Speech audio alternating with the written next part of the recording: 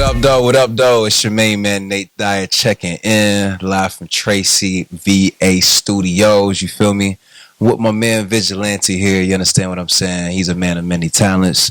You might have seen him on For My Man. You might have heard him on Dondria. Upcoming. You go and see him on that celebrity boxing match card. But right now, we're going to try a couple drinks here. We got the homie Oowee up in the building. We got these lovely bottles right here. We're going to sample a few of these here spirits as we get into this interview. So right now, we got the Hot Lanta in my cup. You feel me? So cheers, brother. You know? Yes, indeed.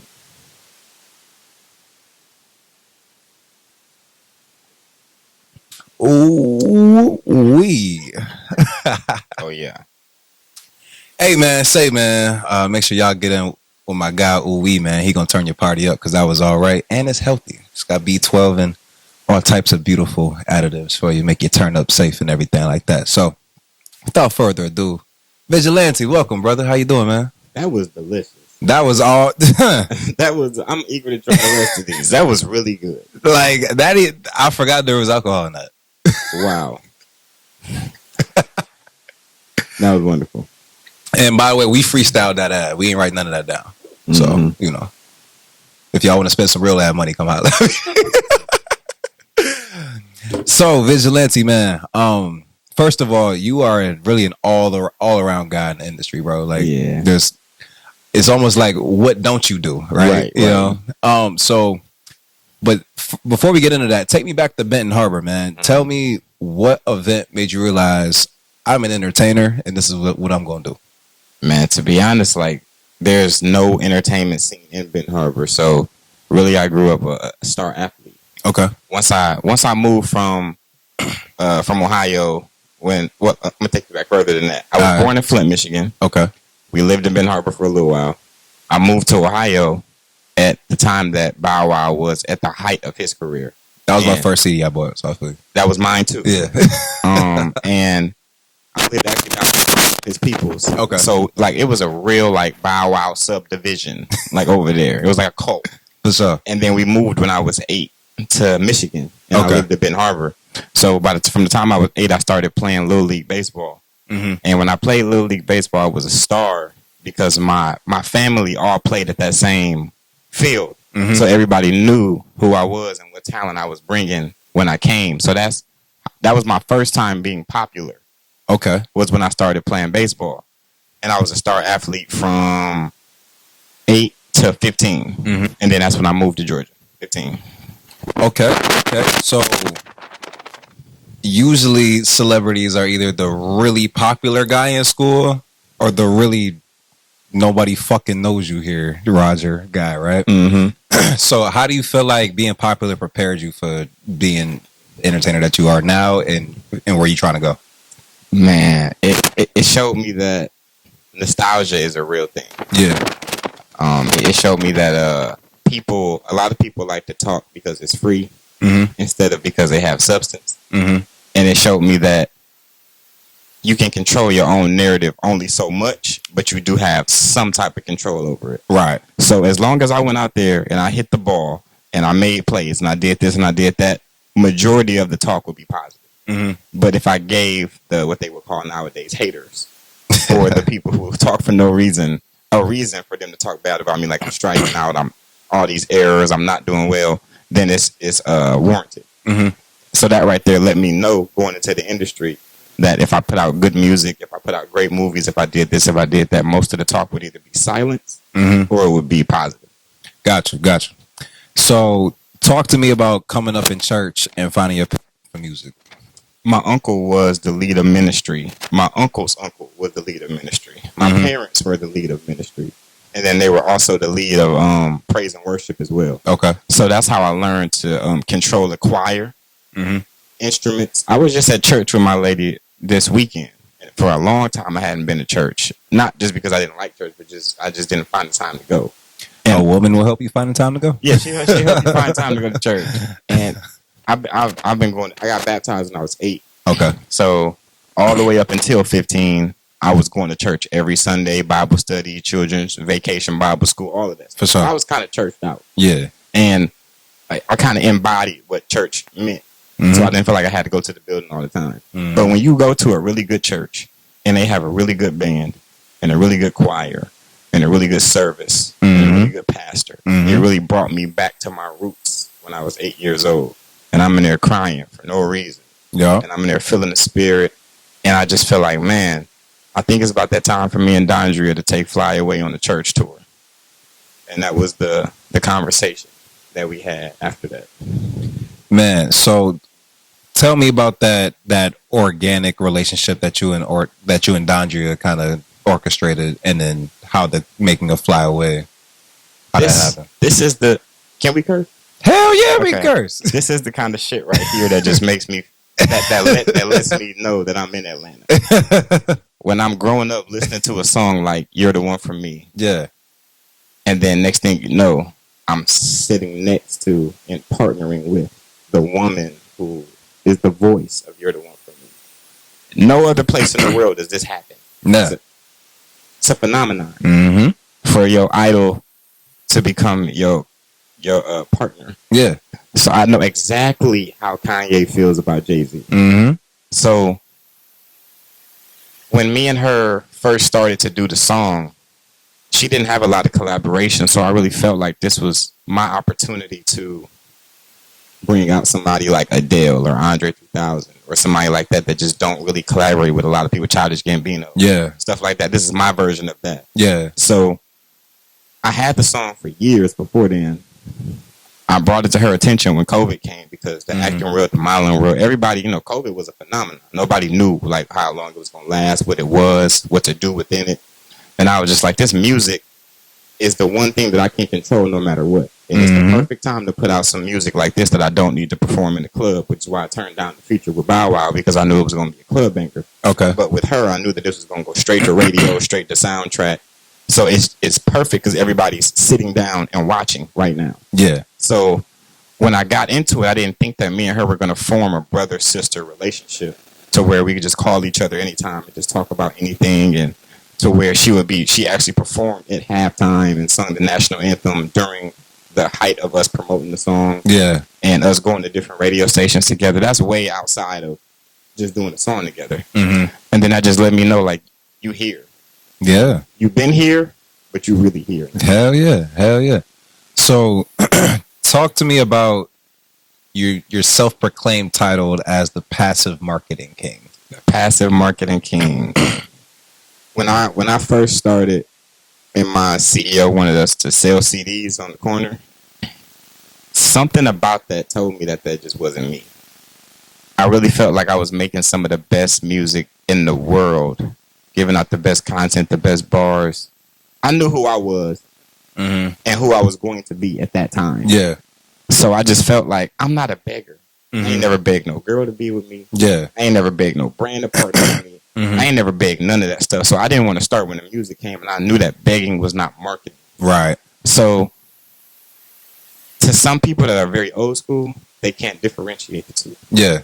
And I just had to have a lot of, because that was also my stepdad, who was the CEO. Yeah. I had to have a lot of direct, and I like to call them active conversations with him to let him know that whatever you choose to do with everybody else on the label, that's your business. Yeah. But what I do, I just want you to sit back and just watch. And that's a lot to tell somebody that's a CEO of a company that's putting all the money into it when you're 15 and don't have no budget. So I'm just saying, just sit back. I know what I'm doing. I know what Facebook, Twitter, Instagram, and all that stuff is about to become. Just let me show you the plan that I have. And out of nowhere, I created Vigilante Vision as a branch under Lights Out Records. Okay. And then I just started to implement this new strategy of passive marketing to where I would show people something, but I wouldn't sell it to them. Yeah. The baddest girl in school is the girl that nobody has access to. Bingo. So therefore, I took that exact same marketing and I implemented it into the industry. I just signed to this new brand, Sankofa Athletics. Shout out to y'all. And when I signed to them, the assistant, I went shopping with the CEO like 4 times. And every time I go shopping with the CEO, the assistant never meets me. The assistant is a woman. Anybody that knows if you have an assistant that's a woman, they want to meet everybody. Of course. So she never met me.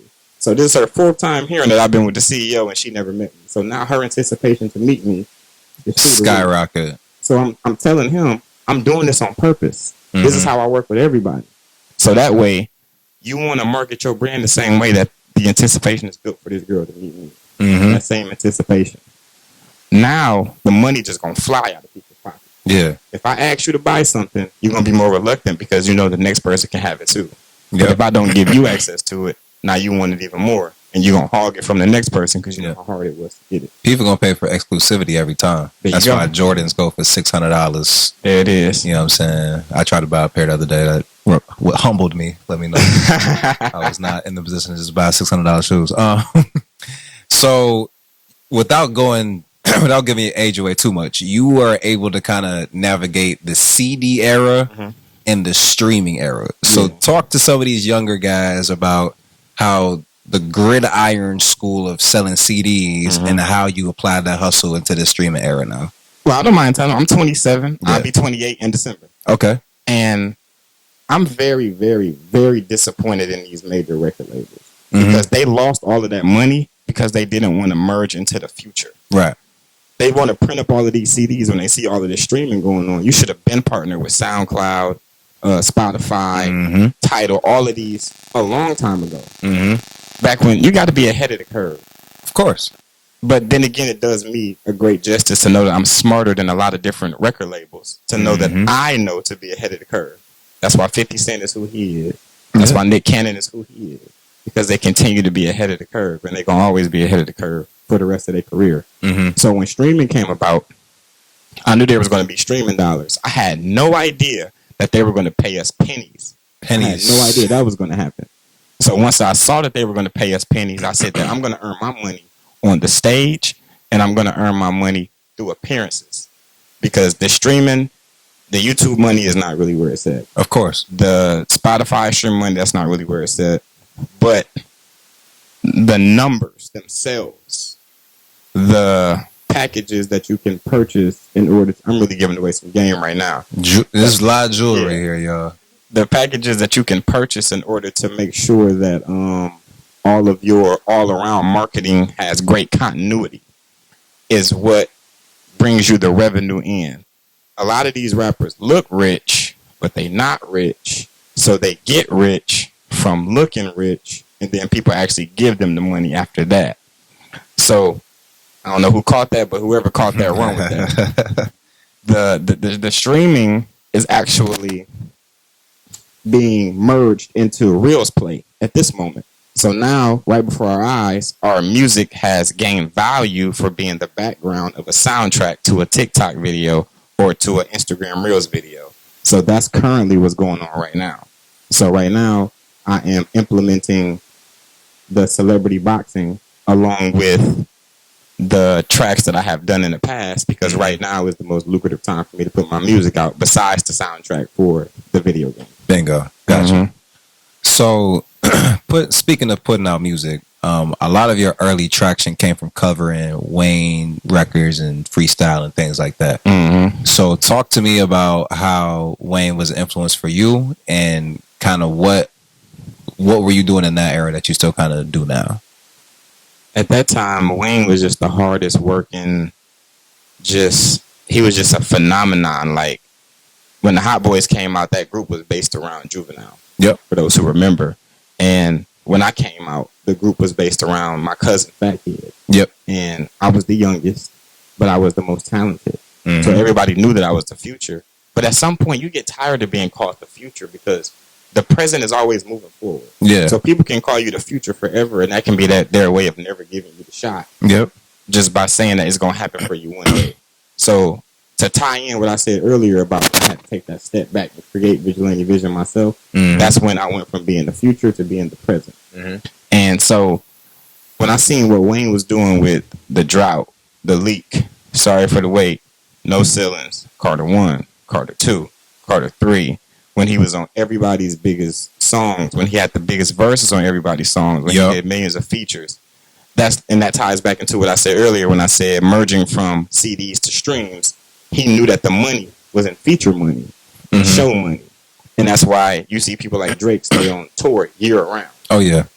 and not rely on their streams, even though he's the highest streamer. Yep. So with Wayne, and then just watching him sign Nicki, watching him sign Drake, watching him create a powerhouse in Young Money. Mm-hmm. Everything that he did was inspirational. Watching him go from the gangster image to truck fit. Yep. Watching him, because at the time when Wayne and Ace Hood and 2 Chainz and all of us had dreadlocks, it wasn't known as like an industry fashion statement. Oh no, y'all was looked at as straight hoodlums. Yeah, straight hoodlums. Yeah. And now everybody got locks. Now everybody want what we had. I can't name you 3 new rappers that have. Nas don't even got the low cut no more. Mm-hmm. That was like his shit. That was his thing. He got the fucking part with locks in his hair right now. Yeah. Big fashion statements. Yeah. And we kept it going year after year after year. So with Wayne, I'm just super proud of how iconic he just went from the ad lib on Drop It Like It's Hot, Drop It Like It's Hot, to being the #1 artist in the entire world. That's all genres. Yeah. And then he laid that blueprint out for Drake. Yeah. Who surpassed that. Mm-hmm. So I'm just super proud of Wayne, and everything that he did early influences everything that I do now. Awesome, man.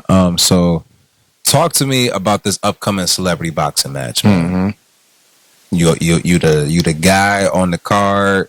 We looking for ring ladies. Talk to me, man. Who ass we beating? You know what I'm saying? When's the conference when y'all do the face to face and start shit talking? Talk to me, man. When is going down? This gonna be the one time that I'm super duper humble, because being in that ring, when I first started boxing 2 years ago, I had different types of coaches that I was going about it with, because it was an exercise move and it was a move to pamper my resume for acting. Yeah. So when I started boxing for real and I got with a really good coach that I really like, he threw me right into the ring with some of his amateur boxers.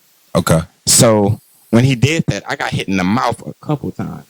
When I got hit in my mouth, they didn't give a damn about how many movies I've been in, TV shows, the modeling, none of that. Yeah. They didn't give a damn. If you get in this ring, that pretty boy shit is out of here. That's Yeah. So then it made me respect the craft even more. Mm-hmm. And so that's why I don't talk shit to nobody when I'm about to get into that ring. We just about to get it in. Yeah. So now that I'm the one putting blood in other people's mouths, I'm still remaining humble with it, because I know that it can be any time. You've been on the other side of that. I can be on the other side of that. So it causes for the best matches when you have that mutual respect for your opponent. Most definitely. You a master, I'm a master. We both gonna do what we got to do. Mm-hmm. Somebody was asking me the other day, would you ever get in there with Gervonta Davis? No. Would you ever get in there with Devin Haney? No. You probably shouldn't. Carlos? No. They've been boxing since they was 2. Yeah. I fully respect their craft. I'm humbled and I'm honored for the fact that I'm even considered a big enough celebrity to even be in the realm of something that Black China and the other lady with the nice body was able to do. Head Crack was able to do. Yeah. Kimbo Slice Jr., everybody knows his dad's legacy. So it goes back to the Dondria thing. Mm-hmm. This is all letting me know that I am here. You here? Have arrived. Yeah. So I'm more concerned about the marketing dollars. Mm-hmm. What I'm about to do with these drinks, and what I'm about to do with the athletic brand, Sankofa, and what I'm about to do with all of that. Yes, I'm going to win this fight. Yeah. I'm going to let you know that right now. Mm-hmm. But I'm not going to talk shit to my opponent. Yeah. I don't want to piss my opponent off. Yeah. And he just throws something that's crazy and I get caught with something. But we're going to have a great fight, and I'm definitely going to come out victorious. Most definitely. Mm-hmm. Speaking of these drinks, Oowee, if you want to go ahead and round 2, let us know what we're doing for round 2. You know, we had the hotline at round 1. So tell me about a bit of your acting. For my man, you played the slain Marcus Ellington. Yeah.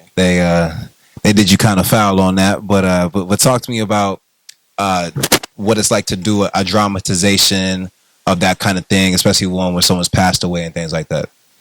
Just in general, just to have your phone ring and just to have somebody say that you're even considered for something that you know millions of people around the world would love to have the opportunity to do.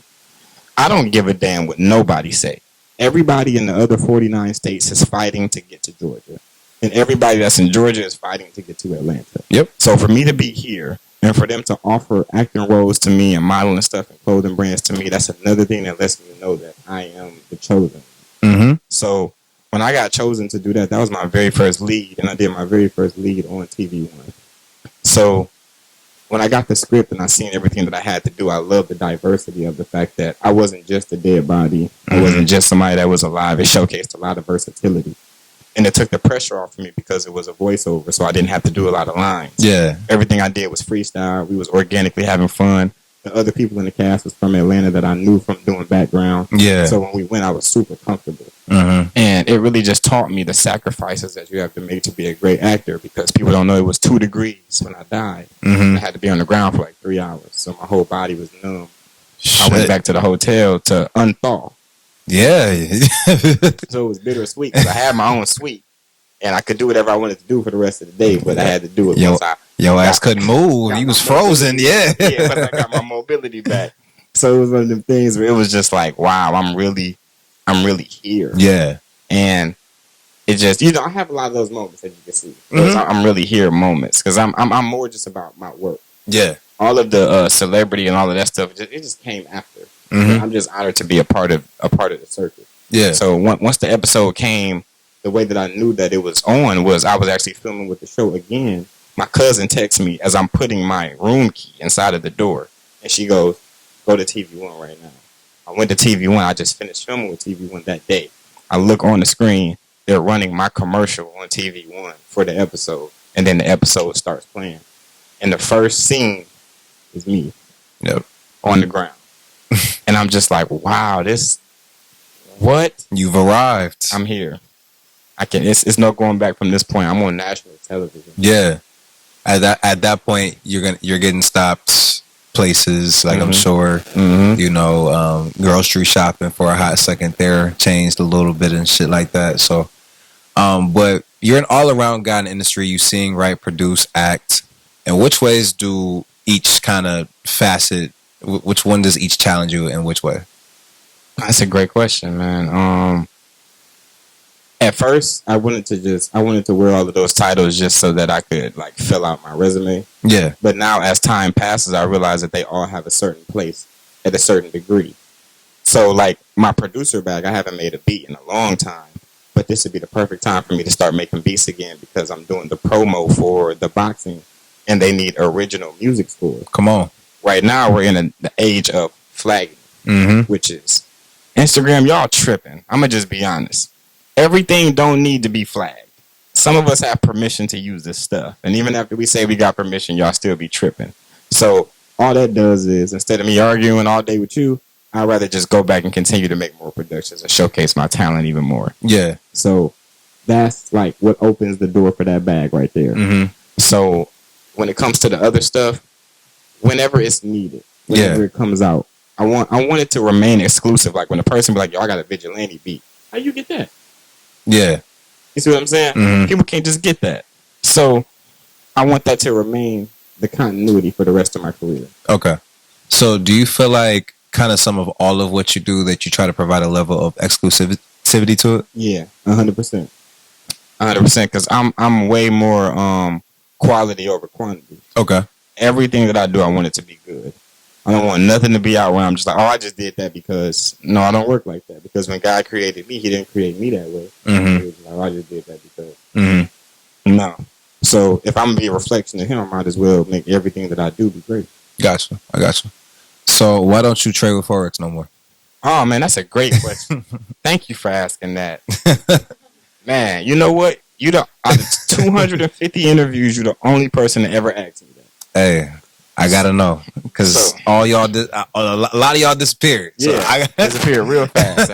I'm gonna tell you what, and I don't want nobody to get offended by this. I'm about to talk about the black community, so I want y'all to brace yourselves. So, Forex is a real thing. Forex is short for foreign exchange. I myself joined when the pandemic hit because the acting world and the modeling world slowed down. So I wanted to open up my philanthropy bag because I knew that I was a philanthropist, but I wanted to give an example of what philanthropy looked like. So what I was doing was I was sponsoring a lot of people's way to get into Forex on the MLM, which is multi-level marketing, which is where people stack on top of each other and help other people build residual income. What I noticed from that was that there was a whole realm of income that as a community we was missing out on. Mm-hmm. If the Chinese, the Japanese, the Caucasians, the Jewish, every other race and ethnicity in the world get a hold of this, they're going to band together and make sure that everybody stays rich because they're getting rich off of other people being rich. Yeah. We are the only community in the world that don't realize that we have that access to do the exact same thing and will not take it. So what I would do when I was in Forex was, my stance was, I don't like this three. I don't like the fact that we're all on the same team, but we're divided by who can help who and who won't. Right. I've had the phone hung up in my face. I've had text messages not responded to because of the fact that my millions don't affect your millions. Yeah. When my millions will always affect your millions as long as you have my phone number. Mm-hmm. I'm a lifeline. You're a lifeline. No matter what team we're on. Right. So then it gets worse when you go from trading company to trading company like B, Tradera, IML Academy, Exchange, whatever, all the other stuff. It's just so much division. People hear diversity. I hear division. Yeah. What I would love is for every leader in all of these different companies have 200 to 300 to 400 people that fall underneath them and take their trading seriously. And then they have a collection of maybe like 1,000 to 2,000 that don't. So all we have to do is trim the fat, keep the most serious people that are there, have all of our leaders band together, and we'll all be millionaires tomorrow because we're the most serious people in the circuit. Mm-hmm. Do you think any of them people wanted to hear that? Hell no. And that's why I left. So basically you was talking to a bunch of deaf ears, and you was just kind of at this point, I can't save everybody. I can't save everybody, and this is a loss. I mean, listen, I imagine the trading industry to be something that you have to do a lot of reading in. If you want to hide something from a nigga, where you gonna put it at? Put it in the book. You know what I'm saying? It's that easy. You feel me? I mean, you got people that don't even know the gun laws in their state. Mm-hmm. You feel me? So, you know. I don't know if anybody's ever seen that interview that Kevin Hart did after the Cat Williams roast. Mm-hmm. And he was talking about, as black people, we have to stop complaining about what the problem is. And then once we get a solution to the problem or a person helps us get into position, then we want to tear that down. Yeah. We have to figure out what it is that we want. Mm-hmm. So when all of my stuff was falling on deaf ears, that's when I figured out that, and I hate to say this, but it's the truth. As a collective, a majority of the African American community, they do a lot of talking because it's free. Yeah. They don't know what progress looks like, but they want to feel important. My thing is, I have the credentials to show you why I'm important and why I'm going to be important forever. Yeah. So if you don't have it in you to listen to me, then you don't have it in you to want to be better. Mm-hmm. So I don't have any desire to continue to talk to you. That's a fact. And you're going to use that as reverse psychology, like, oh, he feel like he's too good to talk to me. Maybe I am. I think we as a society got to accept that sentence may be true. I may, in fact, be too good to talk to you. You know what I'm saying? Because there are people that were on different levels on. It's a nasty thing to say, but that it's just one of those necessary evils of our society. You know what I'm saying? Like, we're on two different levels, bro. Yeah, I might be in a higher place than you right now, bro. You know what I'm saying? That doesn't mean you can't get there, or that I mean I want to help you get there, but where your mind is at, no, you not gonna get there, and I'm not gonna have a conversation with you. You know what I'm saying? In every movie that you watch involving every other race and ethnicity, there's a hierarchy. Every time. When that person walks in the room, everybody else shuts up. Mm-hmm. The African American community is the only community where we have to worry about our leaders being overthrown by jealousy. Yeah. And conspiracy within each other. We don't take too kind of being ruled, because being ruled is how we got over here. Yeah. You know what I'm saying? We fucked up in the head. Mm-hmm. It's really bad. It's deep. It's way worse than I thought that it was. Yeah, it's deep, bro. And I didn't know that it was that bad. Mm-hmm. I never received hate in my career until I got verified. Oh, yeah. That's the first time I ever received hate. And I had been doing my career for 10 years before that. Not really knowing what hate looked like. Yeah. But I realized that the silence was the haters not being able to say anything.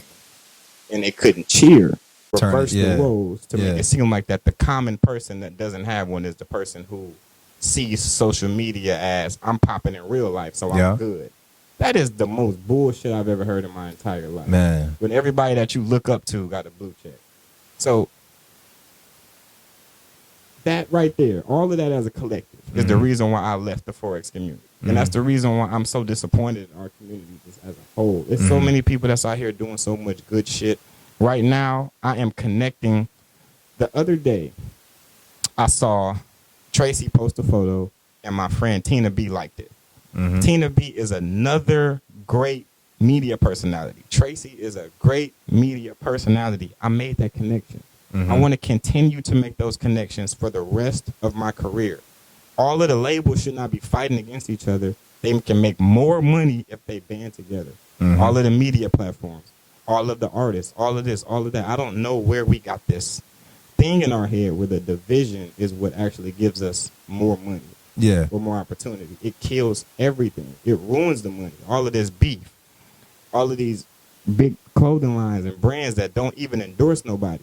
Why are you yelling on your song that you got on Gucci, Louis, Prada, and Fenty when you don't have a Gucci, Louis, or Prada, Fenty deal? They're not paying you shit. And why would they at this point? You already name dropping. You already name dropping. Why would I don't understand the world that we live in right now. I'm confused. So shout out to Blessed Footsteps, by the way.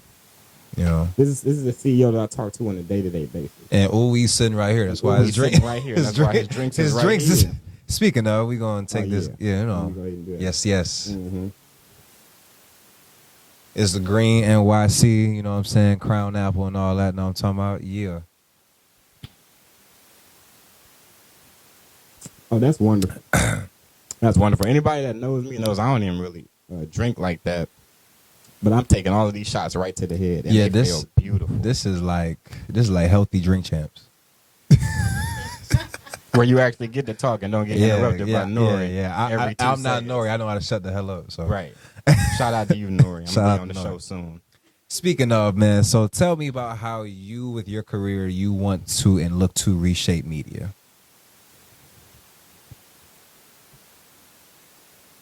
Immunity. Okay. I feel like media started to operate in immunity. It kind of goes back to what I was saying earlier before. Like, once you become the person that's in position, now the common person feels like they can aim for you. And if you say something back to them, now they're back in the driver's seat. Okay. You did something to me. You know that person that hits you first, and then when you hit them back, then they start the story, you hit me? Yeah. That's what media became. Of course. So what I decided that when I got my platform, when I used to try to get on the radio back in the day, they used to tell me that I was talented, but I didn't have enough of a buzz.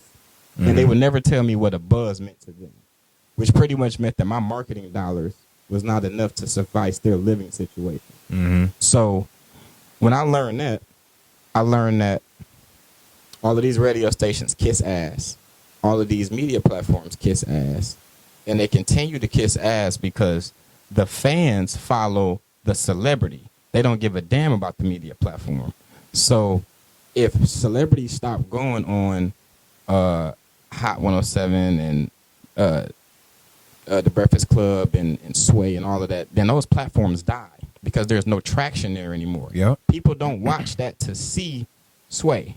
They watch that to see the guy that's sitting next to Sway. Yep. That's where the energy comes from. That's where the marketing dollars come from. That's where the YouTube money comes from. That's where the money is at. So now that I have the power to do so with my buzz and with all of the accolades that I have, I decided I wanted to take everybody that supported me, people like you, people like Tracy, people like Tina B, people like Rich and Faith TV, people like What's Real Podcast. I can be here all day. You know, I've been on 250 platforms. So people that I mess with and people that are actually way more talented than the button-pushing monkeys that they have at the radio station and at these platforms now. Now that don't serve the community or the just the media circuit as a whole in any other way besides reading a piece of paper with today's gossip on it that has no substance to anything that we got going on moving forward. Right. And I decided that I wanted to do something about it. And I started 5-6 years ago, and I've done a hell of a job. Man, that's beautiful, man. I feel like nowadays, You see a lot of in NBA, you know, with Draymond and his podcast, and a lot of the former players joining the media and stuff like that. Mm-hmm. I think what's really happening in media as a whole, but especially in sports and entertainment, is that either people that have done the craft that we're reporting on, or people who generally do the old school work to be knowledgeable enough to speak on those that are participating in the craft. Mm-mm. I think there's a resurgence because all of us, we can just buy mics and the camera and set up shop now. Mm-hmm. I think because we don't need the machine that was the network anymore, or that was the radio station, that we can kind of bring some of that real media back. You know what I'm saying? 'Cause I know that's the main thing with Nate TV. You know what I'm saying? So I feel like guys like you, guys like myself, Tracy, you know, etc. We either participated or we right here with the guys participating in this shit, and we able to, you know, accurately report on what's going on versus, oh, hey, yeah, you know, so-and-so unfollow somebody on Instagram. Like, that's fucking news. You know what I'm saying? Yeah. So with that, man, just tell us what you got coming up. I hate lazy journalism. Lazy journalism, man. That's all it is. Lazy It's lazy journalism. journalism, bro. The thing that people forgot is that back in the day, these interviews used to be culture shifting. Yeah. When Snoop Dogg went on the radio and said, how you feel about Biggie? Biggie's cool. That's my dog. That shifted the entire Death Row label. Yeah. Like, that's what media is supposed to do. So media has so much to do with the East Coast, West Coast beef, which was BS. That right there was power that Pac and Biggie was supposed to take with themselves within the community and overthrow media. And overthrow that, time. yeah. But they utilized it in the wrong way. Yeah. Same thing with Malcolm X and Martin Luther. Yeah. If they would have partnered together instead of being beefing, how you going to be a part of the black community and all you see on the news is the two people that you're supposed to be following? Am I going left or am I going right? Because they arguing with each other. Yeah. So how are we supposed to have progress when they don't have progress within each other? They got two different ways to get to where we trying to go. Exact same finish line. Mm-hmm. But now the media, which don't have our back, is in control of the narrative of something that we're trying to push that's life or death, literally. Mm-hmm. Literally life And they or can death. talk to 10 million of us before one of them can talk Before to 10 one of million. them Yeah. So, Yeah. That's why I stepped in to do what I was doing with me. Yep. No more. Mm-hmm. No, I don't give a damn if I lose my life in the middle of doing it. Yeah, I'm not no, doing it I feel like that's the way I wouldn't mind going out, because it's like if we gotta speak truth to power, then okay, cool, you know what I'm saying. But at the end of the day, the media literally got Pac and Biggie killed. That's a fact. If you think about it, Mhm. you feel me? Community. Like, you see both of those camps, those guys to this day when they get interviewed about it. Yeah, it was a problem between two men or two crews, and it turned into this. They say that the turning point was that cover of the Vibe magazine with Puff and Big on it, and it said East versus West question mark. Mm-hmm. That was when it was like, all right, the media it's in the media's hands now. You know what I'm saying? Mm-hmm. So tell me what you got coming next, man. I know we got the boxing thing coming.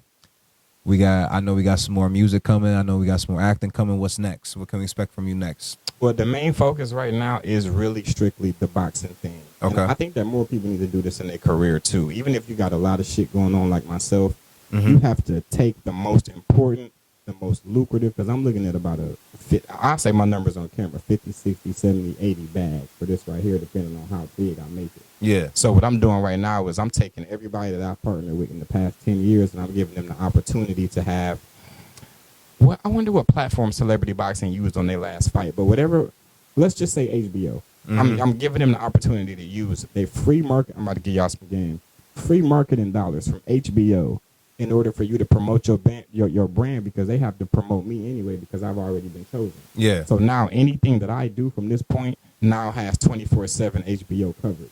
So anything that comes around my vicinity now has HBO coverage. Yeah. So I'm teaching these other brands that I'm with that I support and that support me how to not only get to that level, but also how to properly promote so that you can have your own commercials, license them to the network, let them get their little coins while this is going on, give you the footage back, pay you for the footage, give you the footage back, and then you make the money off of the footage for the rest of your life because you now have the scan code for the footage back in your ownership. And also, you know, how to do the patches with the shorts and how to get the advertisement on the ring and stuff Mm-hmm. like that. I am fully honing in on that right now. I just had a meeting with the CEO of Sankofa, and I had to explain all of this to him. His mind was blown with the fact that he was trying to spread his energy everywhere when he could have just been focused in on this and got so much content for free. Absolutely, man.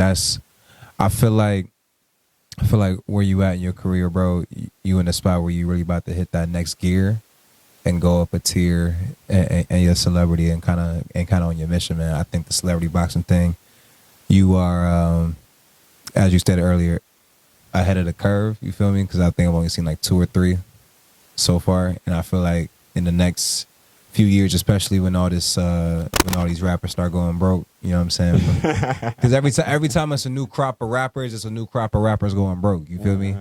So I feel like, you know, when we see this next wave die out, you know, the ones that don't go to jail or the ones that don't actually stick around, but those in between guys, I think we'll see a lot of celebrity boxing, and I think you'll be able to see yourself be able to say, yeah, I did this 2, 3, 4 years ago. We on the next thing now. So it's kind of Soldier Boy. Yeah, exactly. You be able to Soldier Boys. I'm gonna do my best to figure out where the biggest bag is at. Yeah. So when I go in there, I'm a fighter just like everybody comes in as an artist. And then once they figure out that the bag isn't being an exec, then they go to being an exec and still keep their artist tag in case they ever got to use that again. So if me and the CEO of Celebrity Boxing need to partner up on the next one, then I'm all for it.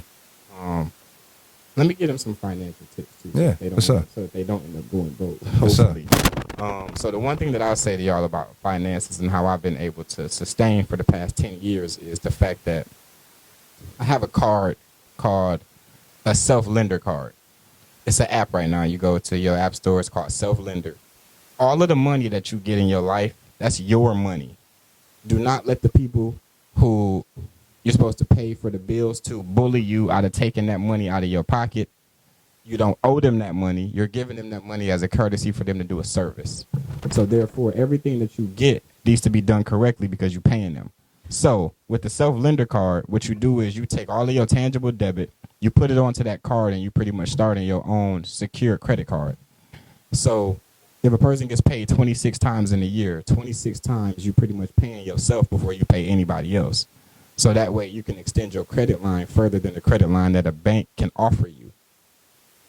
I hope that everybody caught that.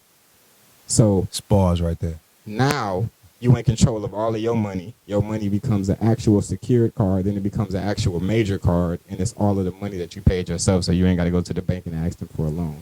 You giving yourself a loan every time that you get paid from their money.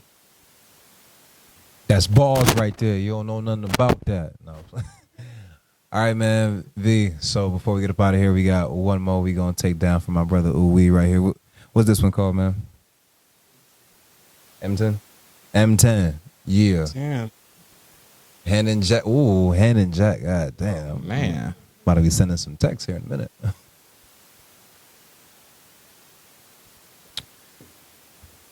Oh, that's dangerous. Yeah, that's dangerous right there. That nickname is the baby maker. Yeah, that's nice. Yeah, That's nice that tastes like you and your Cadillac on the way to her house. Yeah, for sure. That's nice right there. We going to Lake Alatuna on the 15th, so this might be a dope thing for us to do. So what I tell you about that Drake album? That's where you play that. Oh, at Lake Alatuna. Okay, bet. On the boat? You on the boat? Yeah, on the boat. That's where you play that Drake album. Drake album on the boat, Lake Alatuna, July 15th. Hey, man, say, man, okay, man. It's been Nate TV. You feel me? Vigilante, where can they find you on social media, brother? At Vigilantelom, Vigilantelom, Vigilante Visuals on YouTube, Vigilante Vivo on Vivo. That's how we do it everywhere. Flyaway featuring Dondria everywhere. Celebrity boxing match coming soon. We do not have an opponent announced. Whoever y'all want to see me go against, y'all tag them underneath this post, whether it's on Instagram, whether it's on YouTube, tag underneath, and we might be able to make that happen. You gotta fight ASAP Rocky because he got Rihanna pregnant. I think all of us would appreciate that. You mad about that? Hell yeah, man, about that. I ain't got no feelings toward that. I don't want to be the. I mean, I'm fake mad. Like I don't really care, but like, damn, no, you got Rihanna pregnant. Like, damn, you fucked the phone up, dog. Come on, man. It's been another episode of Good for Hip Hop, aka Kicking Up Dust, aka Nate TV. All that, you feel me, in your bitch mouth. Know what I'm talking about? So yeah, follow me, Nate Dyer _ on everything. Everything. You feel me? We'll be back next week, Kicking Up Dust, baby. Yeah. Shout out to Skittles. Shout out to Skittles.